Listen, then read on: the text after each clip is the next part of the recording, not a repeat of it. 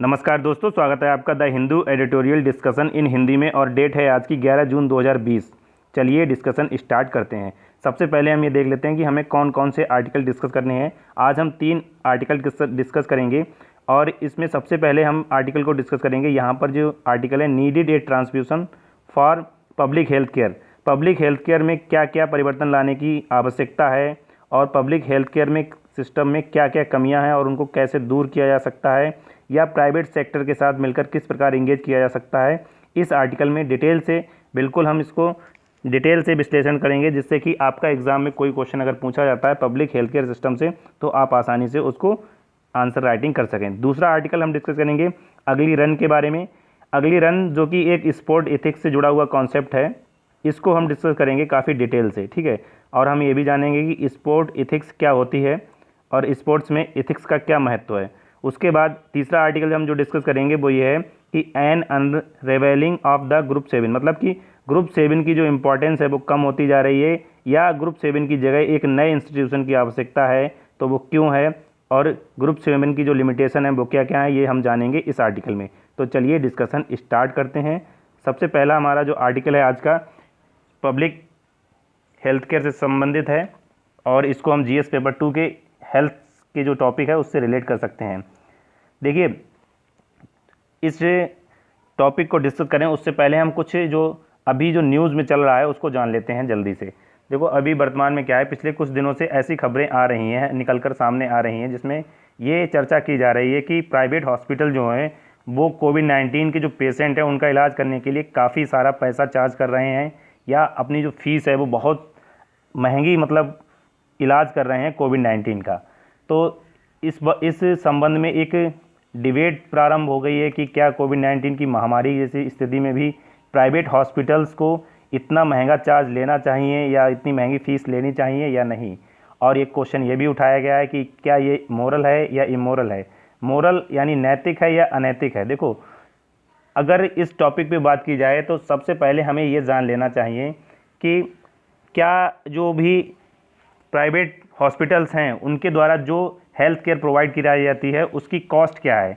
अगर कॉस्ट की बात की जाए, जैसे मान लीजिए किसी हॉस्पिटल के द्वारा कोई हेल्थ केयर फैसिलिटीज़ प्रोवाइड कराई जाती है और उसकी कॉस्ट जो है, मतलब कि जो हॉस्पिटल को कॉस्ट आई है, अगर उस कॉस्ट के अतिरिक्त थोड़ा सा बेनिफिट प्रॉफिट लेकर अगर काम किया जाता है तो कोई बात नहीं है। लेकिन अगर मान लीजिए कि 100 रुपये कॉस्ट आई है पेशेंट के इलाज में और प्राइवेट हॉस्पिटल उस 100 रुपये की बजाय 10,000 रुपये चार्ज कर रहा है, तो ये काफ़ी कंसर्निंग इशूज़ है कोविड-19 जैसी महामारी के समय में। और अगर बात की जाए, देखो यहाँ पर एक क्वेश्चन ये उठता है कि हमारे देश में निजी अस्पताल अधिक क्यों हैं और उनमें अधिक फैसिलिटीज़ क्यों हैं।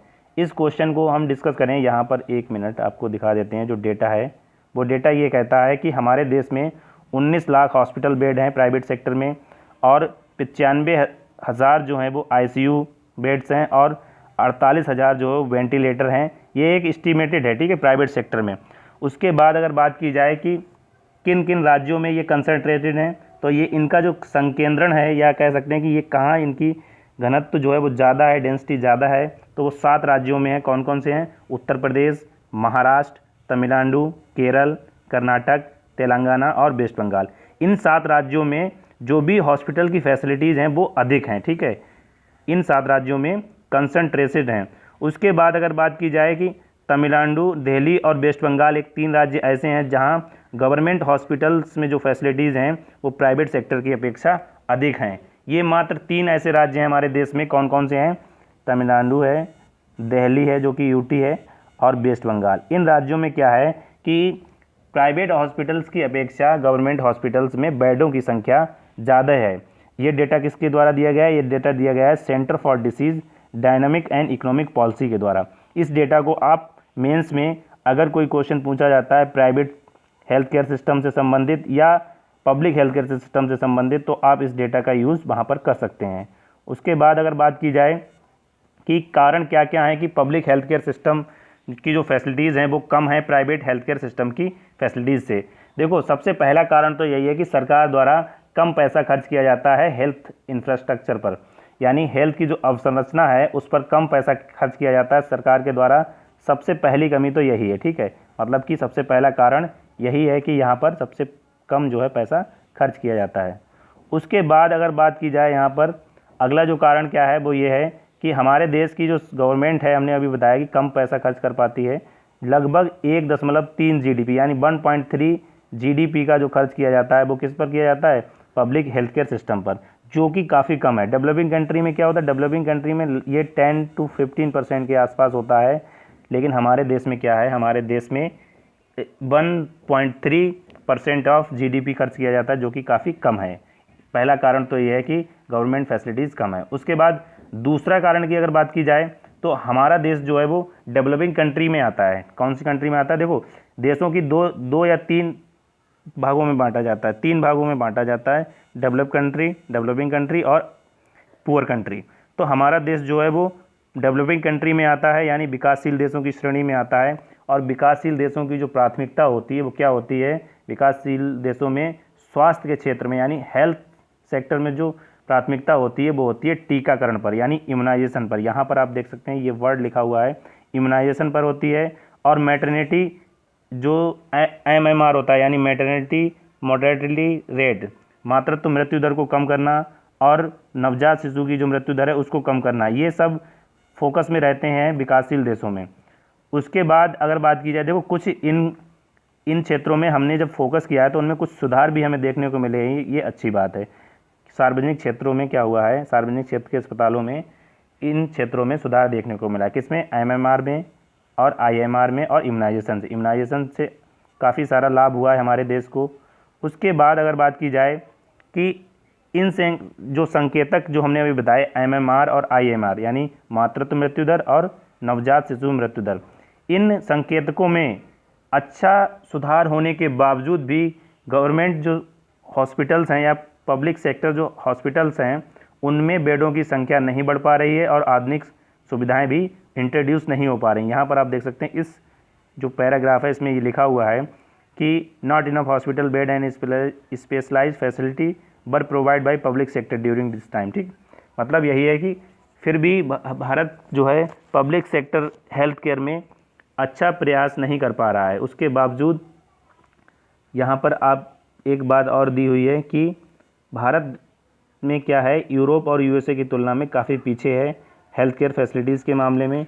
उसके बाद अगर बात की जाए निजी स्वास्थ्य प्रणाली की यानी प्राइवेट सेक्टर की, तो प्राइवेट सेक्टर में जो है उसमें क्या क्या कंसर्निंग है, सबसे पहले हम ये देख लेते हैं कि एक मिनट, यहाँ पर देखो प्राइवेट सेक्टर की अगर बात की जाए तो प्राइवेट सेक्टर भी हमारे देश में यूनिफॉर्म नहीं है पूरी तरह से। क्यों? आप एक एग्जांपल से हम समझा देते हैं कि क्या बात है। देखो हमारे देश में प्राइवेट सेक्टर के जो भी हॉस्पिटल्स हैं या जो भी हेल्थ केयर फैसिलिटीज़ हैं वो विभिन्न प्रकार से दी जाती हैं। जैसे मान लीजिए अगर रूरल स्तर मतलब कि ग्रामीण स्तर पर बात अगर की जाए तो ग्रामीण स्तर पर आपने देखा होगा कि जो नॉन डिग्री वाले जो मतलब कि बिना डिग्री के जो डॉक्टर्स होते हैं, जिनको हिंदी में झोला छाप डॉक्टर भी कहा जाता है, विभिन्न प्रकार की बीमारियों का इलाज करते हैं ग्रामीण स्तर पर। उसके बाद अगर बात की जाए टॉप लेवल पर, जैसे टॉप लेवल पर हमारे जो शहर आते हैं जैसे दिल्ली हो गया, मुंबई हो गया, कोलकाता हो गया, इन शहरों में क्या है बड़े बड़े कॉरपोरेट हॉस्पिटल्स हैं जिनकी काफ़ी सारी फ़ीस होती है, बहुत ज़्यादा फ़ीस होती है। तो इस प्रकार क्या है हमारे देश में प्राइवेट सेक्टर में भी इनइक्वालिटीज़ है। कई बार आपने देखा होगा कि डॉक्टर जो हैं वो आयुर्वेद के हैं, आयुर्वेदा के डॉक्टर हैं, होम्योपैथी के डॉक्टर हैं, और उनके द्वारा क्या किया जाता है कि अल्टरनेटिव सिस्टम ऑफ मेडिसन, जैसे वो क्या करते हैं एक वैकल्पिक दवा प्रणाली अपना लेते हैं। यानी डॉक्टर तो हैं वो आयुर्वेद और होम्योपैथी के, लेकिन दवा रिकमेंड कर देते हैं वो एलोपैथी की, यानी अंग्रेज़ी दवा जो है वो रिकमेंड कर देते हैं। तो इस प्रकार की खामियां भी निजी स्वास्थ्य प्रणाली में हैं। मतलब हम ये कह सकते हैं कि निजी स्वास्थ्य प्रणाली भी पूरी तरह से रेगुलेट नहीं है, या कहें कि एक समान नहीं है हमारे देश में। कुछ हॉस्पिटल ऐसे भी होते हैं जो ट्रस्ट के द्वारा चलाए जाते हैं, ठीक है, जो ट्रस्ट फंडेड हॉस्पिटल्स होते हैं वो कुछ चलाए जाते हैं। तो प्राइवेट सेक्टर में भी हमने जाना कि किस प्रकार से असमानता है। लेकिन उसके बाद अगर बात की जाए यहाँ पर असमानता जो है वो क्यों है, मतलब जो इनइक्वालिटीज़ है वो क्यों आई है। देखो हमारे देश में सबसे पहली बात तो यही है कि हमारे देश में लोगों की आय में सर्वाधिक असमानता है। यानी टॉप के जो 1% लोग हैं उनके पास जितना वेल्थ है उतना ही बॉटम के जितने 70% लोग हैं, यानी नीचे से जितने भी 70% लोग हैं, उनके पास जितनी संपत्ति है उतनी टॉप के 1% लोगों के पास संपत्ति है। उसके बाद अगर बात की जाए कि ये जो world class health care facilities है वो क्यों भारत में मतलब पीछे है। देखो, अगर बात की जाए यहाँ पर एक बात आपको याद रखनी कि कॉर्पोरेट सेक्टर के जो भी हॉस्पिटल्स हैं बड़े बड़े, वो क्या करते हैं, जो रिचेस्ट पीपल हैं उनके अकॉर्डिंग इलाज करते हैं और काफ़ी महंगा इलाज करते हैं। अमीर लोगों के द्वारा तो ये बहन कर लिया जाता है। ठीक है, देखो वेल्दी, यहाँ पर एक जो वर्ड्स लिखा है वो वेल्दी डिमांड, मतलब कि जो अमीर लोगों की डिमांड है उनको तो पूरा कर दिया जाता है कॉर्पोरेट सेक्टर के अस्पतालों के द्वारा, और अच्छी स्वास्थ्य सेवाएँ मिलती हैं तो वह भी हॉस्पिटल की डिमांड भी पूरी करते हैं, मतलब कि खूब पैसा में इलाज करा लेते हैं। दूसरी बात अगर की जाए मिडिल मैन की या मिडिल क्लास की, तो मिडिल क्लास में क्या होता है कि मिडिल क्लास भी उच्च लोग वर्ग की तरह, मतलब हाई सोसाइटी की तरह क्या करता है, एक डिमांड करता है, लेकिन सरकार उसे इस प्रकार का इलाज नहीं दे पाती एफोर्डेबल कास्ट पर। ठीक, उसके बाद अगर बात की जाए सबसे गरीब तबके की हमारे देश में, जो कि 70% पॉपुलेशन जो है हमारी वो इस कैटेगरी में आती है, और गरीब लोगों के लिए कॉर्पोरेट अस्पताल और ट्रस्ट जैसे अस्पतालों में वह इलाज नहीं करा सकते, क्योंकि वहाँ जो कॉस्ट है, इलाज की जो कॉस्ट है वो काफ़ी ज़्यादा होती है। इस वजह से वह इन हॉस्पिटल्स में अपना इलाज नहीं करा पाते हैं। इस कारण उन्हें क्या होता है, इस कारण उन्हें पब्लिक हेल्थ केयर फैसिलिटीज़ का सहारा लेना पड़ता है, या पब्लिक हेल्थ केयर सिस्टम से उनको अपना इलाज कराना पड़ता है। उसके बाद अगर बात की जाए, यहाँ पर आप देख सकते हैं what need to be done, मतलब अब क्या किया जा सकता है या सुझाव क्या क्या हैं। देखो, सबसे पहले तो ये बात है कि हमारे यहाँ जो गवर्नमेंट के द्वारा इस सेक्टर में क्या किया जाएगा, सबसे ज़्यादा क्या करना है, सबसे ज़्यादा हमें क्या करना है, ध्यान देना है, स्वास्थ्य क्षेत्र पर व्यय बढ़ाना है, एक्सपेंडिचर बढ़ाना है। जो हमने अभी डिस्कस किया था पहले कि जो डेवलपिंग कंट्रीज़ है वहाँ लगभग 50% ऑफ जीडीपी हेल्थ केयर पर इन्वेस्ट की जाती है, लेकिन हमारे यहाँ 1.3% जो कि काफ़ी कम है। इस वजह से हम हेल्थ के सेक्टर में काफ़ी पीछे हैं। उसके बाद अगर बात की जाए कि प्राइवेट सेक्टर पर भी सब कुछ नहीं छोड़ा जा सकता। देखो, यहाँ पर एक बात दी हुई है कि यूएसए में प्राइवेट सेक्टर के द्वारा 15% जीडीपी का खर्च किया जाता है, फिर भी वह हेल्थ इंडिकेटर में यूरोप के मामले में पीछे है, जहाँ यूरोप के द्वारा ये यूनिवर्सल हेल्थ केयर जो है वो प्रोवाइड कराई जाती है नेशनल हेल्थ सर्विस के द्वारा, यानी पब्लिक हेल्थ फैसिलिटीज़ के द्वारा। तो यूरोप की जो हेल्थ सर्विसेज हैं वो यूएसए से अच्छी में हैं, जबकि यूएसए में इन्वेस्टमेंट क्या है, ज़्यादा है, लेकिन वह किसके द्वारा है, वह प्राइवेट सेक्टर के द्वारा। तो इस आर्टिकल में राइटर यही कहते हैं कि प्राइवेट सेक्टर की बजाय हम गवर्नमेंट सेक्टर को या पब्लिक हेल्थ केयर फैसिलिटीज़ को आगे बढ़ाकर इस क्षेत्र में सुधार कर सकते हैं।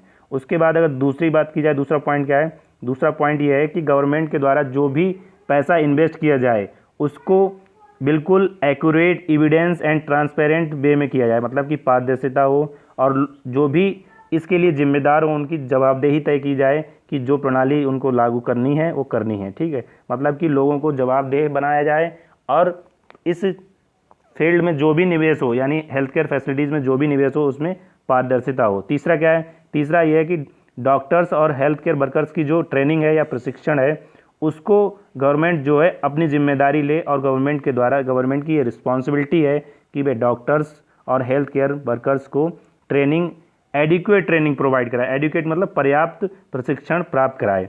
उसके बाद अगर बात की जाए चौथे रिफॉर्म्स की या चौथे सुधार की, क्या है, चौथा सुझाव ये है कि जिस प्रकार से नीट का एग्ज़ाम होता है उससे आउटकम कम मिल पा रहा है या नहीं मिल पा रहा है, इसकी भी एक मॉनिटरिंग होनी चाहिए। मतलब कि मेडिकल रिजल्ट्स जो आते हैं, जो नीट का एग्ज़ाम होता है जिससे मेडिकल्स में प्रवेश मिलता है, उसकी भी मॉनिटरिंग होनी चाहिए कि क्या उस एग्ज़ाम से जो आउटकम है वो मिल पा रहे हैं, जिस जैसे आउटकम्स की आवश्यकता हमारे देश को है उस प्रकार के आउटकम्स जो हैं वो उस एग्ज़ाम से मिल पा रहे हैं या नहीं मिल पा रहे हैं। अगर नहीं मिल पा रहे हैं तो उसमें जो भी कमियां हों उनको दूर किया जाए। दूसरी अगर बात की जाए, जो सबसे लास्ट में हमारा जो सुझाव है या कह सकते हैं रिफॉर्म्स जो हो सकता है, वो ये कि कुछ हेल्थ केयर इंस्टीट्यूशन ऐसे हों जिनको ऑटोनोमस हों और उनके द्वारा ऑडिट किया जाए। जो प्राइवेट हॉस्पिटल्स हैं उनका ऑडिट किया जाए कि उन प्राइवेट हॉस्पिटल्स के द्वारा जो फीस ली जा रही है वह पर्याप्त है, या मतलब कह सकते हैं मतलब कि वह नैतिक है या अनैतिक, कितनी फ़ीस लेना उचित है। लेकिन अगर यह काम ऑडिट जो है गवर्नमेंट के द्वारा किया जाता है तो कहीं ना कहीं इसमें बायसनेस आ सकती है। बायसनेस का मतलब ये है कि अगर गवर्नमेंट इनका ऑडिट करती है तो गवर्नमेंट अपने बचाव के लिए क्या करेगी, इस ऑडिट को मैनिपुलेट कर सकती है। तो इसलिए यह जो ऑडिट है वो थर्ड पार्टी के द्वारा किया जाए, जो कि ऑटोनोमस हो और बिल्कुल इंडिपेंडेंट हो सभी प्रकार से। उसके बाद अगर बात की जाए यहाँ पर कि देखो क्राइसिस क्या है, क्राइसिस ये है कि अभी कोविड-19 जैसी पेंडेमिक है और इसमें no hospital, business, institution, individual should profiteer. देखो यहाँ पर ये लिखा हुआ है, इस लाइन का मतलब ये है कि कोविड-19 जैसी महामारी में किसी को भी एक लाभार्थी की तरह काम नहीं करना है, चाहे तो वह हॉस्पिटल्स हों, बिजनेस हो, इंस्टीट्यूशन हो या इंडिविजुअल हो। किसी को भी इस तरह से परफॉर्म नहीं करना है कि वह केवल लाभ के लिए काम कर रहे हैं, क्योंकि महामारी जैसी स्थिति में सभी की सोशल रिस्पॉन्सिबिलिटी बनती है, यहाँ तक कि हॉस्पिटल्स की भी, प्राइवेट हॉस्पिटल्स की और सभी इंस्टीट्यूशन की यह सोशल रिस्पॉन्सिबिलिटी बनती है कि जो कोविड-19 जैसी महामारी है इसमें अधिक से अधिक लोगों को इलाज की फैसिलिटीज़ प्रोवाइड कराई जाए, जिससे कि इससे निपटा जा सके कोविड-19 से। उसके बाद अगर बात की जाए यहाँ पर देखो, यहाँ पर एक एग्ज़ाम्पल ये लिखा हुआ है, जैसे मान लीजिए कि किसी भी हेल्थ केयर फैसिलिटीज़ के द्वारा कोविड-19 पेशेंट से मोर देन मतलब कि एक कैप लगा दी जाए 50,000 रुपये की, कि 50,000 रुपये से ज़्यादा का आप जो है पेमेंट नहीं ले सकते हैं कोविड-19 पेशेंट से, ये मतलब एक कैप लगा दी जाए।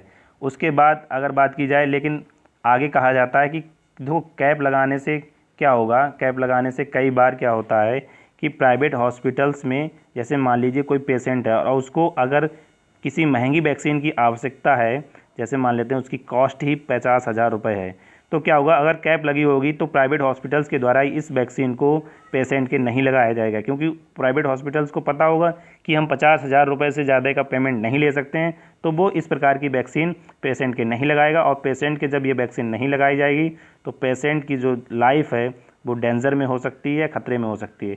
तो इस प्रकार इस आर्टिकल में ये कहा जाता है कि देखो ऑडिट इस हिसाब से किया जाए कि जो भी एडुकेट मेजर्स हों उनको लगाना और जो एडुकेट मेजर्स नहीं है उनको हटाना। मतलब इस प्रकार से कोई कैप वाइज डिस्कशन करना ये पर्याप्त नहीं रहेगा। तो इस प्रकार हमने इस आर्टिकल में डिस्कस किया कि किस प्रकार से हमारे देश में जो पब्लिक हेल्थ केयर फैसिलिटीज़ है और प्राइवेट हेल्थ केयर फैसिलिटीज़ है उनमें क्यों असमानता है और किस प्रकार से निजी स्वास्थ्य प्रणाली में असमानताएँ हैं और उनको किस प्रकार से दूर किया जा सकता है या क्या सुझाव हैं। चलते हैं अगले आर्टिकल पर। अगला आर्टिकल जो है वो अगली रन यानी स्पोर्ट इथिक्स के बारे में। देखो सबसे पहले तो इथिक्स का मतलब हम जान लेते हैं। इथिक्स का मतलब ये होता है, इथिक्स हमें ये बताता है या इथिक्स वे नियम या रूल होते हैं जो हमें ये बताते हैं कि क्या करना सही है और क्या करना गलत है। मतलब कि ये वे नॉर्म्स होते हैं जो ये तय करते हैं या डिफ़ाइन करते हैं कि व्यक्ति के जो आचरण है वो सही है या गलत है। ये हमने शॉर्ट में बिल्कुल जाना, बिल्कुल वन लाइन में हमने इथिक्स की डिफिनीसन को। दूसरी बात की जाए कि स्पोर्ट्स में इथिक्स क्या क्या मतलब होता है। स्पोर्ट्स में इथिक्स का मतलब होता है कि जो स्पोर्ट्स होते हैं यानी जो खेल होते हैं वो फेयर हों, मतलब कि उनमें किसी प्रकार की मैनिपुलेशन ना हो या किसी प्रकार का भी कोई ऐसा काम ना हो जिससे कि खेलों की भावना या खेलों को मैनिपुलेट किया जा सके। और इस आर्टिकल में अभी यही बताया गया है कि एक यहाँ पर आप नेम देख सकते हैं, गोमाथी मरिमुथु, ये एक एथलीट हैं और इन्होंने 800 मीटर की रेस में गोल्ड जीता था। कहाँ जीता था? एशियन चैम्पियनशिप में, जो कि दोहा में हुई थी।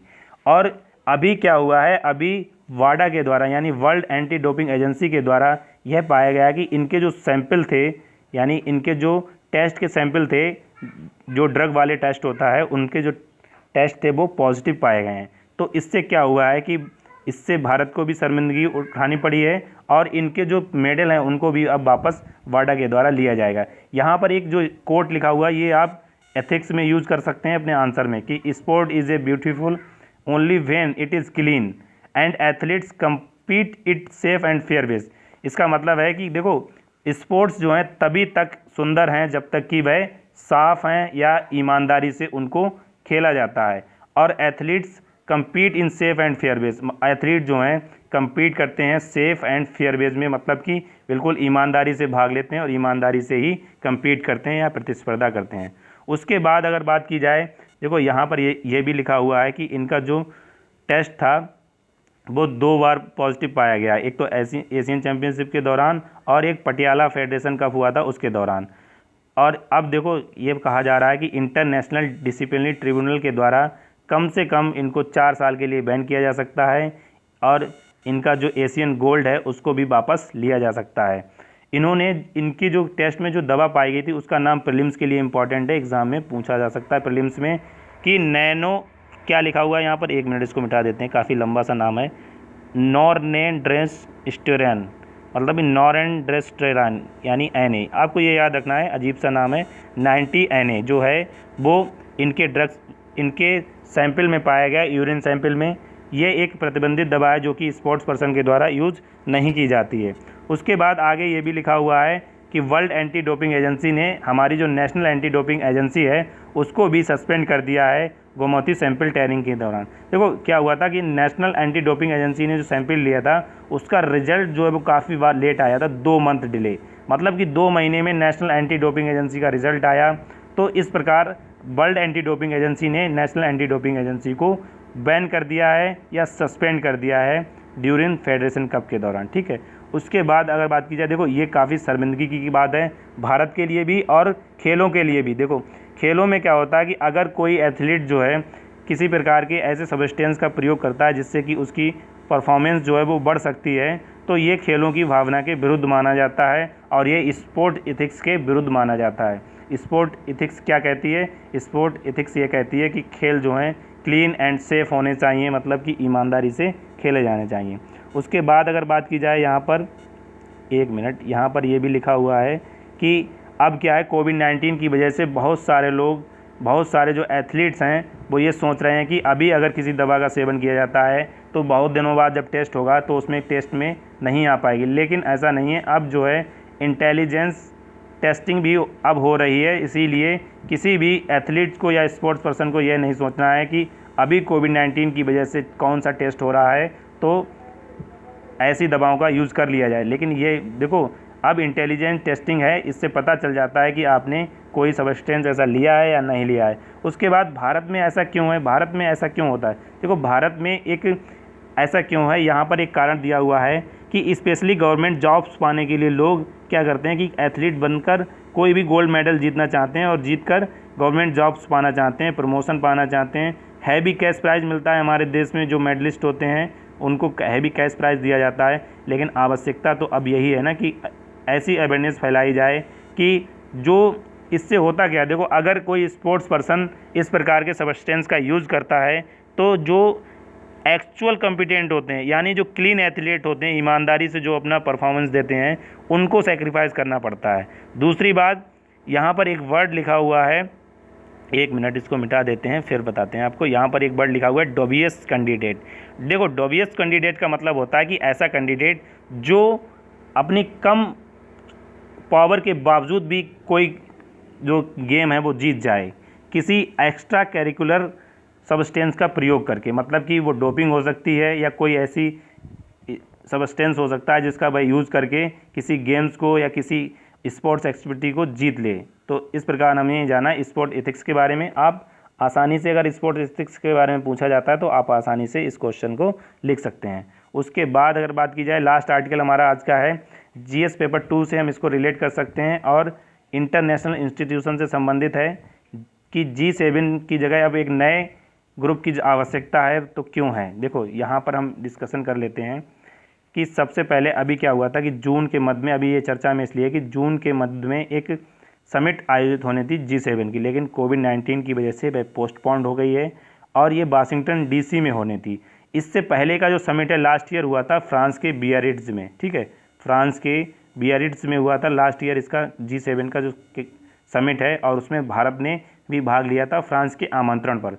मतलब फ्रांस ने गेस्ट के तौर पर भारत को बुलाया था और भारत ने G7 के लास्ट ईयर का जो समिट है जो फ्रांस में हुआ था बियारिट्ज़ में, उसमें भाग लिया था। लेकिन अभी ये न्यूज़ में क्यों? अभी देखो जर्मनी की जो चांसलर हैं एंजेला मर्केल के द्वारा ये कहा गया है कि वह G7 की समिट में भाग नहीं लेती, अगर आयोजित होता तब भी वह इसमें भाग नहीं लेती। क्यों?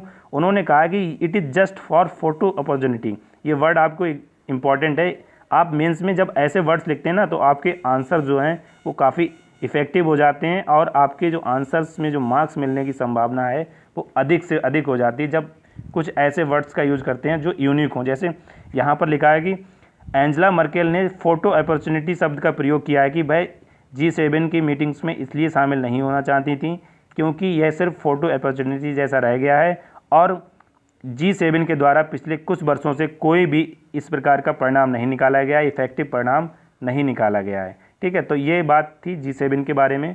उसके बाद अगर बात की जाए कि ऐसा क्यों है कि G7 को एक्सपेंशन किया जाए या G7 को बढ़ाया जाए। देखो, अभी कुछ दिनों से जो USA के राष्ट्रपति हैं मिस्टर ट्रंप, इनके द्वारा सितंबर में लास्ट ईयर कहा गया था कि G7 को अब अपडेट करके G10 या G11 बनाने की आवश्यकता है, क्योंकि G7 जो है विभिन्न वर्ल्ड के जो भी कंसर्निंग इश्यूज़ हैं उन पर अब वर्क करने में सक्षम नहीं हो पा रहा है। इस वजह से इसका एक्सपेंशन किया जाएगा और G10 या G11 बनाया जाएगा। इसमें इंडिया, साउथ कोरिया, ऑस्ट्रेलिया और रसिया भी पॉसिबिलिटी है कि इसमें शामिल हो सकते हैं। उसके बाद अगर बात की जाए, यहाँ पर एक और अन्य जो एक्सपेंशन का लॉजिक ये है वो ये है कि 5 आइज कंट्री कौन कौन से हैं, यहाँ पर आप देख सकते हैं ऑस्ट्रेलिया, कनाडा, न्यूजीलैंड और यूनाइटेड किंगडम। इन 5 देशों को 5 आइज कंट्रीज़ कहा जाता है। 5 आइज कंट्रीज़ क्या है? ये एक अलायंस है, इंटेलिजेंस अलायंस है 5 देशों का, जिसमें Australia, Canada, New Zealand, United kingdom और USA आते हैं। और ये 5 देशों ने जो अलायंस बनाया है, ये इसलिए बनाया है कि चाइना पर जो फ्यूचर्स में चाइना के संबंधित जो भी रणनीति है या जो स्ट्रेटजी है भविष्य के लिए, जो फ्यूचर्स के लिए चाइना के अगेंस्ट इनको बनानी है या कह सकते हैं चाइना के बारे में बनानी है, उसके लिए इन्होंने 5 देशों ने मिलकर एक अलायंस बनाया है और ये इंटेलिजेंस अलायंस है। ये आपको याद रखना, एग्जाम में पूछा जा सकता है प्रीलिम्स में कि 5 आइज अलायंस में से कौन मेंबर नहीं है, तो भारत इसका मेंबर नहीं है। ऑस्ट्रेलिया, कनाडा, न्यूजीलैंड, UK और USA जो है इनके मेंबर हैं। उसके बाद अगर बात की जाए, यहाँ पर यह भी लिखा हुआ है कि अगर भारत को मौका मिलता है या भारत को जब इनवाइट किया जाता है G7 में भाग लेने के लिए या G7 का मेंबर बनने के लिए, जिससे G7 जो है वो G10 या G11 हो जाए, तो भारत को इसको ज्वाइन करना चाहिए। भारत को चाइना के ऑब्जेक्शन को ध्यान नहीं रखना है। ठीक है, चाइना को अगर कंसर्न है तो वो अलग बात है, लेकिन अगर भारत को इसके लिए आमंत्रित किया जाता है तो भारत को इसमें शामिल होना चाहिए। क्योंकि देखो, इससे पहले भी भारत ने क्या किया है, G7 की जो कंट्रीज़ की जो लास्ट ईयर का समिट हुआ था फ्रांस के बियारिट्ज़ में, हमने डिस्कस किया था आर्टिकल की शुरुआत में, तो भारत ने उसमें लास्ट ईयर भाग लिया था। भारत के अलावा चिली, इजिप्ट और विभिन्न जो सेनेगल, स्पेन, इन देशों ने भी भाग लिया था, ऑस्ट्रेलिया ने भी। अब अगर बात की जाए कि G7 का जो इमर्जिंग है या G7 जो है वो कैसे बना, देखो G7 बनने की कहानी जो है वो शुरुआत होती है 1973 में। 1973 में क्या हुआ था, अरब इजराइल युद्ध हुआ था। उसके बाद 1974 में क्या हुआ था, ओपेक ने कनाडा, जापान, USA और नीदरलैंड, यहाँ पर आप देख सकते हैं कनाडा, जापान, नीदरलैंड और USA पर क्या किया था कि तेल निर्यात का प्रतिबंध लगा दिया जाता कि ओपेक ने कहा था कि अब इन देशों को तेल का जो निर्यात है वो नहीं किया जाएगा। इस प्रकार क्या हुआ था कि इन देशों की जो अर्थव्यवस्था है वो काफ़ी, इकोनॉमी जो है काफ़ी डाउन हो गई थी, सॉक्ड हो गई थी। और उसके बाद आगे क्या हुआ था, आगे की जो मतलब एक कह सकते हैं स्टोरी टाइप में हम आपको बता देते हैं कि आगे क्या हुआ था। आगे फ्रांस के राष्ट्रपति ने एक मीटिंग का या एक कॉन्फ्रेंस का आयोजन किया था। उसमें OECD के 5 देशों को इनवाइट किया गया था। OECD का मतलब क्या है, organisation for economic corporation and development. इन 5 देशों में कौन कौन थे, यूनाइटेड नेशन था, जर्मनी था, जापान था, इटली था और यूनाइटेड किंगडम था। इन 5 देशों को इनफॉर्मल डिस्कशन के लिए, ग्लोबल इशूज़ पर इनफॉर्मल डिस्कशन के लिए बुलाया गया था। कहाँ, फ्रांस के राष्ट्रपति के द्वारा इनको इनवाइट किया गया था कि ग्लोबल इशूज़ पर चर्चा की जाए, इनफॉर्मल समिट होगी ये। ठीक, उसके बाद क्या होगा कि G7 की जो हेड्स की मीटिंग है, फिर 1976 में इसको कनाडा भी शामिल हो गया था, तो ये G6 हो गया। उसके बाद 1998 में यहाँ पर देखो, 1998 में कौन शामिल हुआ था, देखो 1976 में शामिल हुआ था कनाडा। उसके बाद 1 साल के बाद क्या हुआ था, यूरोपियन यूनियन जो अभी इसका मेंबर हो गया। उसके बाद बात की जाए G7 G8 कब बना था, 1998 में, यानी 1998 में रसिया भी इसमें शामिल हो गया था। लेकिन 2014 में एक ऐसी इवेंट्स हुई या ऐसी घटना हुई कि रसिया के द्वारा जो क्रीमिया पर कब्ज़ा करने की जो बात थी, उसके चलते रसिया को G8 से बाहर कर दिया गया और G8 जो है पुनः G7 में बदल गया। तो इस प्रकार हमने जाना G7 का बैकग्राउंड क्या है। अब G7 की जो इकोनॉमिक सर्कमस्टेंसेस हैं उनको जान लेते हैं, मतलब G7 की जो इकॉनमी है उसका वर्ल्ड में क्या इम्पैक्ट है या वर्ल्ड्स में उसका क्या स्थान है, इसको हम कह सकते हैं। देखो G7 की अगर बात की जाए तो G7 की जो इकॉनमी है परचेजिंग पावर पैरिटी के अनुसार थर्ड ऑफ ग्लोबल, ठीक है, मतलब कि less than third of global GDP। अब जो है वर्तमान में ये रह गई है घटकर 33%, ठीक है, परचेजिंग पावर के हिसाब से लगभग 32% है, 33 से भी कम है। और अगर बात की जाए GDP का, देखो जब ये बना था तब इसकी जो GDP की परचेजिंग पावर पैरिटी थी वो 66% थी, लेकिन अब ये घटकर 32 से 33% के बीच में रह गई है। उसके बाद में अगर बात की जाए मार्केट एक्सचेंज रेट के हिसाब से, तो मार्केट एक्सचेंज रेट के हिसाब से इन देशों की जो GDP है वो 50% से कम है ग्लोबल GDP की, मतलब ग्लोबल GDP की जितनी GDP है मार्केट एक्सचेंज रेट के हिसाब से उसके अकॉर्डिंग इन देशों की जो GDP है वो 50% से कम है। अगर बात की जाए 7 लार्जेस्ट इमर्जिंग इकॉनमी की, यानी E7 जो इमर्जिंग 7 कंट्रीज़ हैं, देखो एग्जाम में E7 कंट्रीज़ के बारे में भी प्रीलिम्स में क्वेश्चन पूछा जा सकता है। तो सबसे पहले हम यही जान लेते हैं कि E7 में कौन कौन सी कंट्री हैं। E7 में आता है Brazil, China, India, Indonesia, Mexico, Russia और तुर्की। ये इमर्जिंग 7 कंट्रीज़ हैं और इनकी जो परचेजिंग पावर पैरिटीज़ है वो भी 32% के आसपास है लगभग, ठीक है, 32-33% के आसपास है। और इनकी जो मार्केट एक्सचेंज रेट जो है इनका वो जो है 25% के आसपास है, ठीक है। तो इन 7 देशों को जो इमर्जिंग 7 इकॉनमीज़ हैं इनको भविष्य का इकोनॉमिस्ट या कह सकते हैं कि भविष्य के जो विश्व की जो अर्थव्यवस्था होगी भविष्य में वो E7 कंट्रीज़ पर निर्भर करेगी, ऐसा कहा जाता है। उसके बाद अगर इंडिया की बात की जाए स्पेशली, तो इंडिया जो है already the third largest economy है वर्ल्ड में परचेजिंग पावर पैरिटी के हिसाब से। भारत जो है USA और चाइना के बाद परचेजिंग पावर पैरिटी के अनुसार इंडिया जो है थर्ड लार्जेस्ट इकोनॉमी है वर्ल्ड में। उसके बाद अगर बात की जाए आगे, यहाँ पर 1 मिनट, 2050 का सिनेरियो दिया हुआ है। इसमें कहा गया है कि एक रिपोर्ट है PwC की रिपोर्ट्स के अनुसार ये कहा गया है कि यहाँ पर देखो China, India, United state, Indonesia, Brazil और रसिया, ये जो है 2050 तक बेस्ट परफॉर्मिंग बने रहेंगे। China, India, United state, Indonesia, Brazil और रसिया। उसके बाद में अगर बात की जाए जो E7 कंट्रीज़ हैं उनमें से मैक्सिको और तुर्की यह भी इम्प्रूवमेंट करेंगे अपनी पोजीशंस में।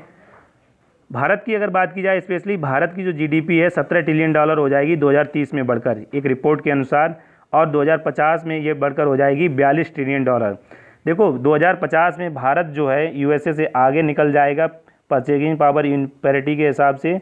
यहाँ पर लिखा हुआ है कि $42 ट्रिलियन की जो इकॉनमी हो जाएगी, भारत की GDP जो होगी $42 ट्रिलियन हो जाएगी 2050 में। और भारत से आगे केवल एक ही देश होगा, कौन सा देश होगा वह? चाइना होगा, ठीक है। चाइना के बाद भारत का स्थान होगा 2050 में GDP के मामले में। अभी भारत जो है GDP के मामले में काफ़ी पीछे है, मतलब चाइना और USA से। उसके बाद अगर बात की जाए यहाँ पर 1 मिनट,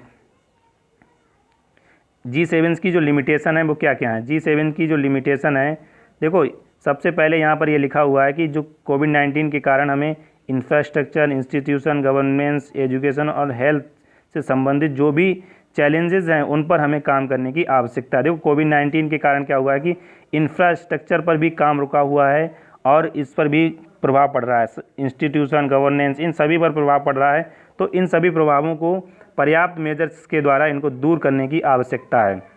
उसके बाद अगर बात की जाए कि G7 की लिमिटेशन क्या है, G7 की जो लिमिटेशन है वो ये है कि G7 जो ग्रुप है वो 2007 की और 8 की जो इकोनॉमिक क्राइसिस आई थी, यानी आर्थिक संकट जो आया था उसे टैकल करने में या एड्रेस करने में भी ये फेल रहा था। इसी के बाद G20 का इमर्जेशन हुआ। देखो G20 जो है 1999 के आसपास बना था और लेकिन ये एक्टिव हुआ 2007 और 8 के बाद में, जब आर्थिक संकट आया था और G7 इस संकट को टैकल करने में फेल हो गया था।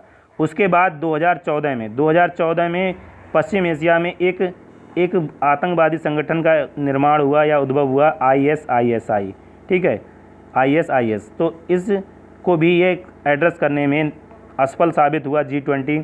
उसके बाद अगर बात की जाए कुछ अन्य उपायों की, यहाँ पर देखो G7 कंट्रीज़ ने क्या कहा है। G7 कंट्रीज़ ने कहा है कि वह अपने CO2 के उत्सर्जन को 59% जो है वो कम करेंगे, सॉरी 59 नहीं, CO2 के इमिशन के लिए वो क्या करेंगे, फॉसिल फ्यूल का अब जो है यूज़ करना बंद करेंगे। G7 की जो कंट्रीज़ हैं 1850 से 2010 के बीच में जो भी CO2 का उत्सर्जन हुआ था उसका 59% तो इन्हीं देशों के द्वारा किया गया जो G7 के मेंबर कंट्रीज़ हैं। और यहाँ पर एक लाइन में ये भी लिखा हुआ है कि अफ्रीकन महाद्वीप के द्वारा जो CO2 का इमरजेंस अभी किया जाता है वर्तमान में, उससे 2 गुना तो इन G7 के द्वारा किया जाता है। आप सोचिए तो एक महाद्वीप के द्वारा CO2 का उत्सर्जन और केवल 7 देशों के द्वारा CO2 का उत्सर्जन, वो भी डबल है। तो आप सोच सकते हैं कि कितनी कोल इंडस्ट्रीज या किस प्रकार से ये संसाधनों का दोहन कर रहे हैं। उसके बाद अगर बात की जाए कि नए इंस्टीट्यूशन की क्या आवश्यकता है, need for a new institution, देखो न्यू इंस्टीट्यूशन की आवश्यकता ये है कि G7 की स्थिति जो है पहले जैसी नहीं रही। सबसे पहली बात तो ये कि उसकी इकोनॉमिक कंडीशन भी डिक्रीज़ हुई है और सिक्योरिटी कंडीशन भी डिक्रीज़ हुई है। पावर शेयरिंग जो है वो भी अब चेंज हो रहा है। वर्ल्ड में क्या हो रहा है, पावर शेयरिंग जो है वो चेंज हो रहा है सिनेरियो। तो पहला पॉइंट तो ये हो जाता है। उसके बाद अगर बात की जाए, देखो कोविड-19 के कारण पूरे विश्व में अभी क्या है, डिस्ट्रेस का माहौल है और अस्थिरता बनी हुई है। इस कारण भी देखो एक नए इंस्टीट्यूशन की आवश्यकता है जो कोविड-19 को ध्यान में रखते हुए विभिन्न प्रकार के मेजर्स को उठा सके। और इन समस्याओं को टैकल करने के लिए देखो प्रॉब्लम्स ये है कि इन समस्याओं को टैकल करने के लिए जैसे G20 है, G7 है और UN जो हैं वो उतने सफल नहीं साबित हो पा रहे हैं जितना उनको एक्टिव मेजर्स अपनाने चाहिए थे। उसके बाद अगर बात की जाए, इससे पहले भी 2005 में ब्रिक्स और G7 को एक साथ लाने की बात की गई थी। प्राइम मिनिस्टर थे टोनी ब्लेयर, ब्रिटेन के प्राइम मिनिस्टर थे टोनी ब्लेयर, उनके द्वारा ये कहा गया था कि इनको एक साथ लाकर एक नया संस्था बनाया जाए या नए संगठन का निर्माण किया जाए। उसके बाद अगर बात की जाए कि जो नया इंटरनेशनल इंस्टीट्यूट होगा उसकी मैकेनिज्म किस प्रकार की होगी। नए इंस्टीट्यूशन या जो संस्था जो नई बनाई जाएगी इंटरनेशनल, उसमें इंटरनेशनल ट्रेड, क्लाइमेट चेंज, कोविड-19 क्राइसिस, इंटरनेशनल लॉ और इंटरनेशनल लिबरल वैल्यूज़, उसके बाद में ग्लोबल पब्लिक हेल्थ, इन सभी सेक्टर्स पर उसको ध्यान रखना होगा और इन सभी सेक्टर्स में जो भी मेजर्स हैं उनको अच्छे से उठाना होगा और उनको रिड्यूस करना होगा। वर्ल्ड में इनइक्वलिटीज़ जो डिफरेंट नेशन के बीच में उनको कम करना होगा, टेररिज्म को कम करना होगा, काउंटर प्रोलिफरेशन मतलब कि घुसपैठ को भी कम करने की घटनाएं जो हैं उन पर भी ध्यान देना होगा जो नए संस्था का निर्माण किया जाएगा या नए संगठन का निर्माण होगा। उसके बाद एक बात ये भी कही गई इसमें कि 1975 की जो बायोलॉजिकल वेपन कन्वेंशन है उसमें भी सुधार की आवश्यकता है और उसमें इसको शामिल किया जाए कि माइक्रो ऑर्गेनिज्म या वायरस जैसे जो संबंधित जो टेक्नोलॉजीज़ हैं, मतलब कि वायरस का यूज हो सकता है किसी देश के द्वारा, उसको भी इसमें शामिल किया जाए। तो इन इशूज़ पर जो है नया संगठन काम कर सकता है। जल्दी से एक बार देख लेते हैं कौन कौन से इशूज़ हैं। इंटरनेशनल ट्रेड है, क्लाइमेट चेंज है और कोविड क्राइसिस। उसके बाद international law, prevention of liberal values, public health, global public health, counter terrorism और बायोलॉजिकल वेपन कन्वेंशन 1975 में सुधार की आवश्यकता है जिसमें माइक्रो ऑर्गेनिज्म या वायरस को भी शामिल करने की आवश्यकता है। उसके बाद कंक्लूजन में अगर बात की जाए, भारत को जो भी अब देश बने जो भी संगठन बने G7 की जगह G10 या G11, भारत को उसमें शामिल होना चाहिए और भारत को उसमें शामिल होकर सभी जो राइट इशूज़ हैं उन पर फोकस करवाने की आवश्यकता है। जैसे जलवायु परिवर्तन हो गया और न्यूक्लियर वेपन से संबंधित जो इशूज़ हैं, ईरान का मतलब कि ईरान पर भी निगाह रखने की आवश्यकता है इस संगठन के द्वारा और अंतर्राष्ट्रीय नियमों को पालन करवाना है। और हमने जो अभी डिस्कस किए थे ग्लोबल हेल्थ, पब्लिक, उसके बाद अफ़गानिस्तान की सिचुएशन पर भी ध्यान रखना है। साउथ चाइना सी में भी जो सिचुएशन चल रही है, टेंशन चल रही है, उसको भी ध्यान में रखना है इस संस्था के द्वारा या इस संगठन के द्वारा। और कोरियन पेनिनसुला यानी जो कोरियन प्रायद्वीप है, वहाँ जो टेंशन चल रही है उनको भी ध्यान रखने में आवश्यकता है। देखो आज का जो डिस्कशन थी हमारी वो काफ़ी लंबी हो गई क्योंकि हमने काफ़ी डिटेल से इस आर्टिकल को चर्चा किया। उसके बाद आज की वीडियो में इतना ही। देख लेते हैं हमने कौन कौन से टॉपिक डिस्कस किए। सबसे पहले हमने डिस्कस किया था, कौन सा आर्टिकल डिस्कस किया था बताइए आप जल्दी से। सबसे पहले हमने डिस्कस किया था, एक आर्टिकल डिस्कस किया था पब्लिक हेल्थ केयर सिस्टम से संबंधित, ठीक। उसके बाद हमने स्पोर्ट्स एथिक्स का जो इशू है वो डिस्कस किया। उसके बाद हमने डिस्कस किया G7 में बदलाव के संबंधित और आज की डिस्कशन में इतना ही। अगर आपकी वीडियो अच्छी लगी तो लाइक शेयर और कमेंट करें और हमारे चैनल को सब्सक्राइब करें। Thank you for watching.